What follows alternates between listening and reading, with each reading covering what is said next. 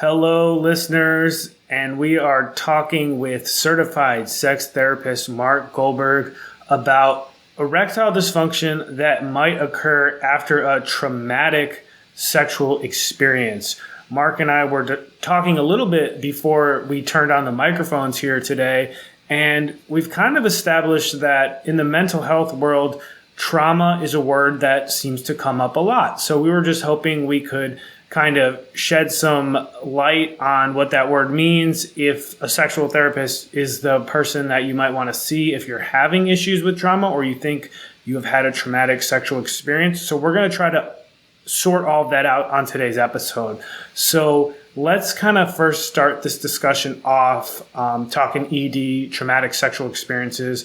With Mark, can you give us your definition on trauma or how you see this word? This is it's a tough question in of itself because trauma is a very widely used term, and it does mean different things to different people. I think of trauma in very broad terms, and mainly what that means is an event or an occurrence in somebody's life that causes emotional distress. Now, there are different forms of trauma. And I'll just very briefly try to help sort this out broadly in terms of how we think or how I think about this and how I think it relates to our topics. There is a simple trauma, meaning a single trauma. There's a one-time event that occurs in somebody's life. And then there's something called complex trauma, where a person experiences events over and over and over again. So you can think about this as a simple trauma would be a car accident. So a person has a very traumatic car accident, and it's a one-time event for them, and that has emotional implications for them, fear, flashbacks, etc. A complex trauma is something more similar to being in a war zone for a couple years, where day in, day out, there's these traumatic events that are ongoing. And complex trauma, I think, is its own set of experiences that are different in many ways from a single trauma. So I think it's just important when we're using the word trauma to recognize that this really does mean very different things to different people. Most people over the course of their life will experience a traumatic event. They're going to go through something which does cause acute emotional distress. There's a number of questionnaires that exist that do a pretty good job of categorizing what is considered to be a trauma, much more from an objective point of view. But it's broad. It's very broad. So many people, I think the estimations are about 80% of people will experience a single traumatic event over the course of their life. For people who are experiencing complex trauma, it's very, very different. That's exactly what I'm looking for, just to get people who find this podcast, maybe they're not regular listeners, maybe we can just help them out and set them on some sort of direction if they do believe that a traumatic sexual experience from their past is currently impacting their current sex life. That's what we'd like to sort out here. That's what we'd like to get to the bottom of, and that's what we'd like to help people with. So traumatic sexual experiences can often impact the rest of someone's sexual lifespan, right? So it can result in ED, it can result in premature ejaculation. Is therapy, maybe not even sexual therapy, but maybe sexual therapy, but is therapy some sort of, is it like a life preserver here? Can therapy assist someone that is dealing with past trauma who is seeing their current life being disrupted by this trauma? So that's a great question. I would broaden this question toward any traumatic experiences, because what we do know about trauma is that it can very much impact and change people's thresholds for anxiety, depression, and the like.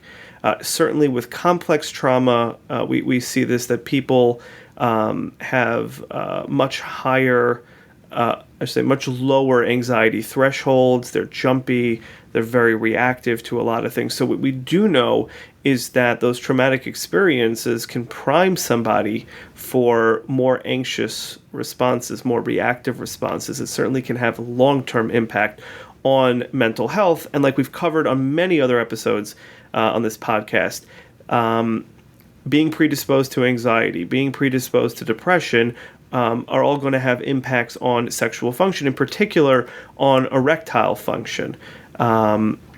So if somebody goes for treatment for that trauma and they are working to really resolve that trauma, one of the hopes is that beyond managing the symptoms, beyond just improving quality of life, over time being able to see a reduction in depressive symptoms and anxiety symptoms would hopefully have some downstream effects on improving sexual function. So I absolutely do think that treatment for and therapy for trauma that people have experienced could make a significant difference. Now, where I want to be a little bit cautious here is as follows.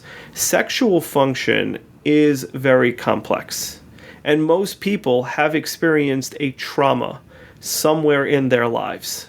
There are times when there's going to be a direct correlation between the trauma and what might be contributing to the sexual dysfunction.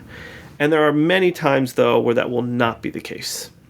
So, as an example, if a person experienced a traumatic event and it has increased their overall anxiety, they may be having a little bit of trouble sleeping or whatnot, and then they have been in a number of relationships, and then they're with a partner who is very impatient and very not understanding, maybe even critical.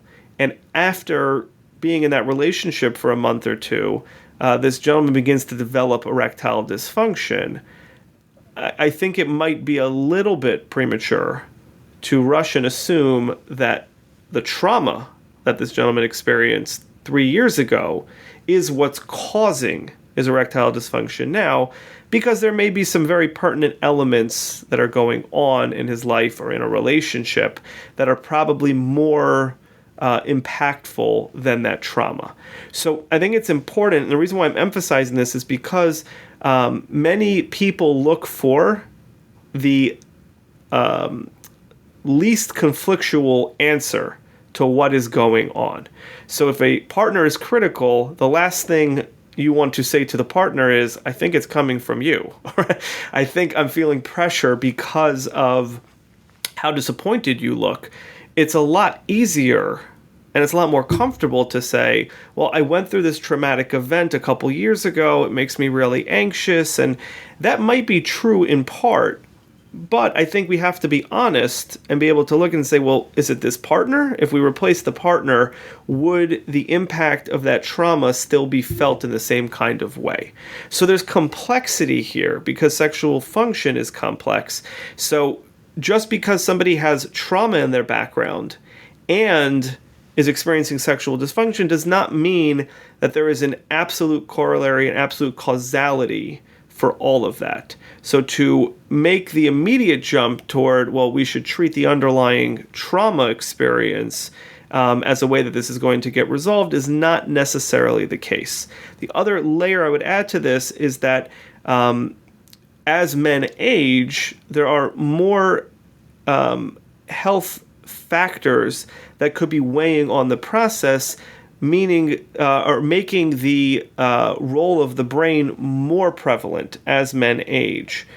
So for that reason as well, I think being aware of that part of the process and to ask yourself, well, like, does this work the same way for me now as it did 2 or 3 years ago? The answer is probably not exactly the same kind of way. And I think looking at some of these more basic elements as a starting point is going to be more helpful.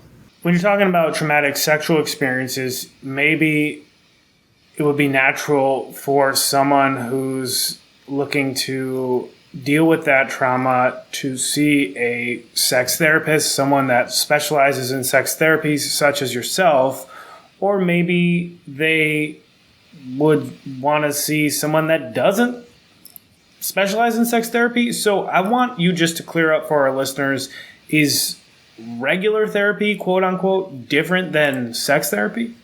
So I think the best way to answer this is talk a little bit more about what sex therapy is. So sex therapy is a specialized form of therapy. So all sex therapists are licensed therapists, at least in the United States. They are licensed therapists. They have completed a master's level, at least a master's level degree. They are licensed. They have gone through numerous trainings leading up to sex therapy training. There are sex therapists who specialize in the crossroads of trauma and sex therapy.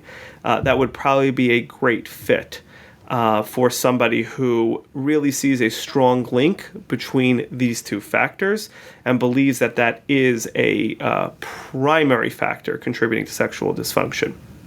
All that being said, I do think that people who are seeking out treatment should have a sense of what the goal of treatment is. If the goal is to address the underlying trauma, and the secondary outcome of that would be improved sexual function, you probably want to lean towards a trauma specialist because you really want to get the deep trauma work done, really kind of be in a healing process for that. And then if the sexual function improvement is a secondary goal, if that resolves through the trauma work, fantastic. If it doesn't, then you can go to a sex therapist for that secondary work. However, if the goal is, I'm really distressed because the onset of erectile dysfunction, I think it might be coming from this or it might be coming from that, you may want to start working with a sex therapist first and foremost. Even if the sex therapist, like myself, does not have specific focus on trauma, that sex therapist should be able to help kind of sort things out with, again, the goal being improved sexual function. And if a referral to a trauma therapist at that point is necessary, then the sex therapist can make that referral. But I think it all really depends on what the goals of the process are and what this person is trying to accomplish. And when we touch on topics like trauma, sexual experience, dealing with really tough emotional conditions, I think of a condition that we have covered on this podcast before, and I will make sure we link to that episode in the description of today's podcast, and that's Peyronies disease. Now, we're not going to get into the physical aspects of Peyronies disease. I'll point listeners into the direction of that podcast if they want to learn more about it, because we have had a board-certified urologist on to discuss it. But I do want to talk about the emotional distress brought on by Peyronies disease and how that impacts sexual experiences. Mark, do you have any thoughts for us there, talking specifically about the difficult psychological nature of Peyronies disease? So it's a good question. It's a broad topic, and it is complex for a number of reasons. Namely, though, that Peyronies disease does oftentimes have physical implications for erections that do go beyond the scope of the psychogenic. Certainly for some men, psychogenic ED can develop in response to the trauma of Peyronies disease.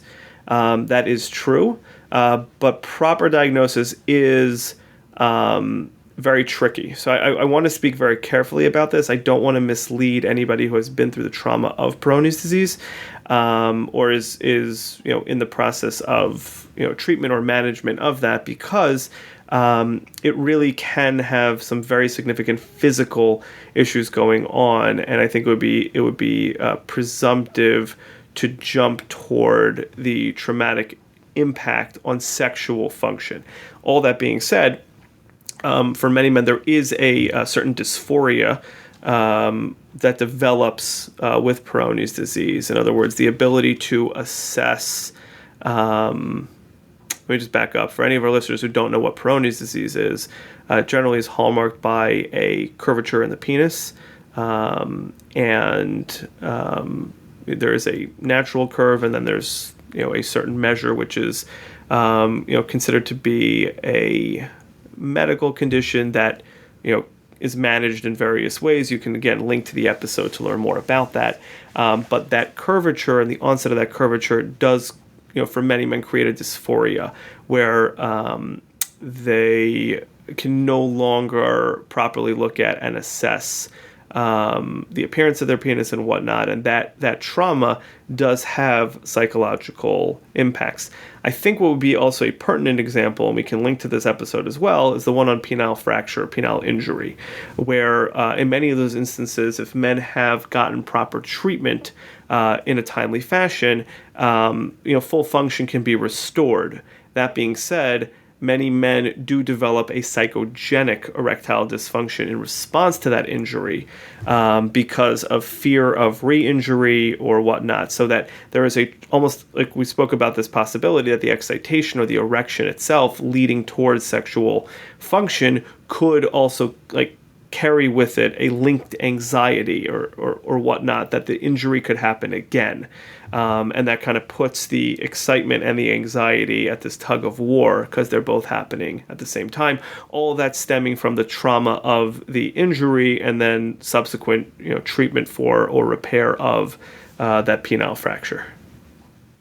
Mark, do you have anything else to add to today's discussion before we end it? So I would say like this: trauma is a serious mental health concern and consideration. There's so many people who are experiencing elements of trauma. I'm careful to not, I don't want to belittle the word and I don't want to over apply it, but there are many people who experience trauma. I mentioned before, depending on what your goals are, will depend on who you speak to, but I don't want that to be in place of trauma care. If you have experienced a traumatic event and it's having an impact on your life, it's impacting mood regulation, it's impacting your behavior, it's impacting your ability to engage with the world. Repairing sexual function is only going to go so far because you're probably going to have a hard time managing the relationship, managing other areas and aspects of your life. We can possibly help just with the sexual function, but there's a broader context to life. So I want to just emphasize that while I kind of broke it down that way, I do think anybody who's experienced pronounced trauma certainly should seek treatment for that, in addition to or in conjunction with dealing with some of the sexual health or sexual function considerations.